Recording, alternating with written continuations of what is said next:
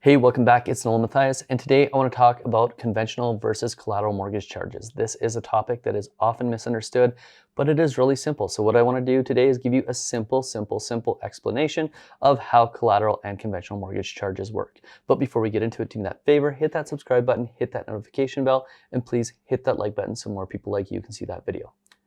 Okay, so let's get into it. Let's start with conventional mortgage charges.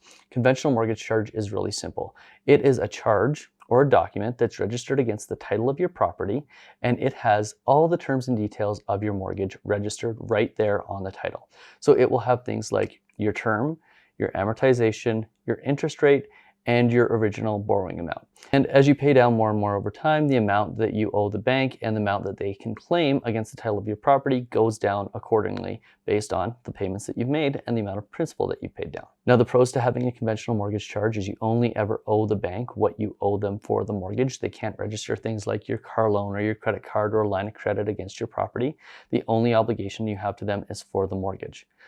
The other pro, and the big one that we see all the time, is that it is easier to move your mortgage from one lender to a different lender. So if you get offered a lower rate elsewhere, or you just simply decide that you don't like the current lender that you're with, you can do what's called a transfer to another lender, where basically they re-register the mortgage on your title to a different lender and leave all the original documents basically intact. So it is very easy to do, a cheap thing to do, and something that typically the lender that you're moving to will pay for. Now, what are the cons of a conventional mortgage charge? Well, quite simply this: it becomes more expensive to borrow more money in the future.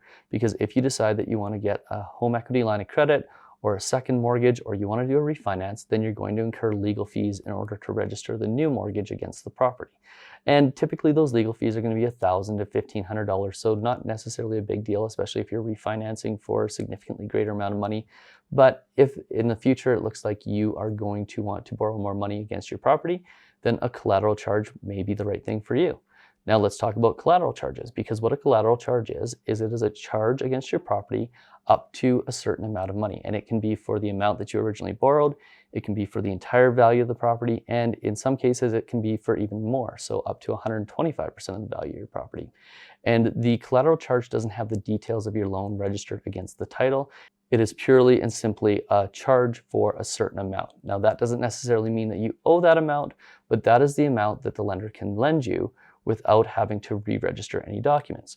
And then what you'll have is separate loan agreements for all the loans that you have that are tied to that collateral charge. So you may have a mortgage, you may have a line of credit, you may have multiple mortgages. So you may decide that you want to split up your mortgage between variable and fixed, and you do 50-50, and you have two separate loan agreements that are registered to that collateral charge, but don't necessarily show up on your title.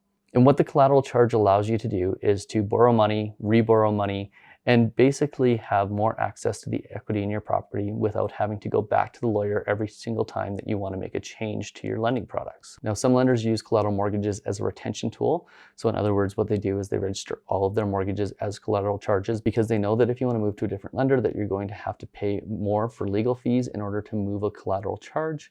And they use that as a set of handcuffs in order to try to make it more expensive for you to move. So it's kind of a little bit of a trick. So the pros of having a collateral mortgage are that it is easier to borrow more money, less legal fees incurred if you decide that you do want to register more money against the value of your property. However, the cons are, if you want to move to a different lender, it becomes significantly more expensive. And also, and this is the big one, is they can register other products to your mortgage. So things like credit cards, car loans, lines of credit, all sorts of things. And it can be things that wouldn't typically be registered against your property.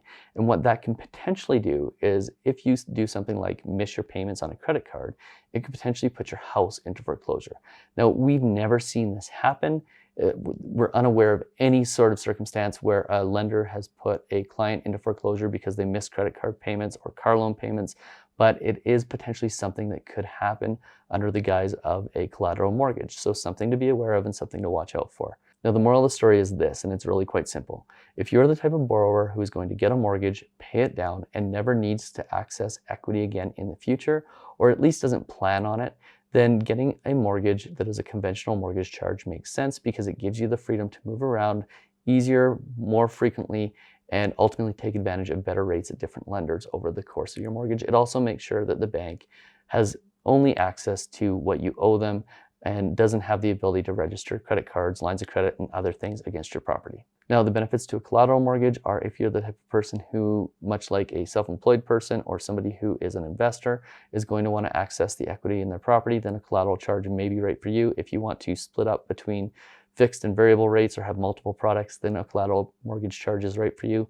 But at the end of the day, if you're just a normal borrower who isn't going to want to borrow against their property in the future, then it always makes sense to take a conventional mortgage charge over a collateral charge, because having the ability to switch to a different lender down the road is definitely something that is advantageous, especially if you can do it for much cheaper than you would with a comparable collateral charge. So really quite simple. Collateral charges are for people who want to or may need to borrow more money down the road. Conventional mortgage charges are for those who will likely not need to, and ultimately always take a conventional charge if you aren't necessarily going to need to borrow more money down the road. So I hope you enjoyed that video. I hope that information serves you well. If you enjoyed it, please do me that favor, hit that subscribe button, hit that notification bell, and please hit that like button so more people like you can see this video, and we'll see you on the next one. Cheers.